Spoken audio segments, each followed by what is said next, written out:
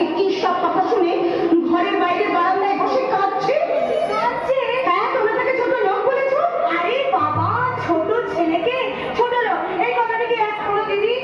ঠিক আছে মানছি, সে নয় শুনতে ভুল করেছে, কিন্তু বাবা বাবা বাচ্চা ছেলের মতো ঘরের বিছানায় শুয়ে ফুপিয়ে ফুপিয়ে কাঁদছে। আমি কাছে কি বাবাকে জিজ্ঞাসা করলাম, বাবা কি? আরে দিদি, বুড়ো হলে মানুষ একটু খুব ছেলে মানুষ হয়ে যায়। ও ঠিক বলেছো মেজো বউ, তুমি ঠিক বলেছো। দিদি, তুমি এখনো আমাকে সেই মেজো বউ বলে ডাকছো? আমি কতবার বলেছি আমার নাম ধরে ডাকবে রিন্টু? না না, পুরো কিন্তু নয়, বউকে বলে নাম ধরে রাখবে, এটাই তো নিয়ম। বাহ মেজো ঠাকুরপো, কতদিন পরে তোমার মুখ থেকে একটা সুন্দর কথা শুনলাম। বলো, ভালো কথা বলেছো, শিক্ষার কথা। তোমার মুখে কথাটা শুনে আমি ভীষণ আনন্দ পেলাম ভাই। আমি কিন্তু একটু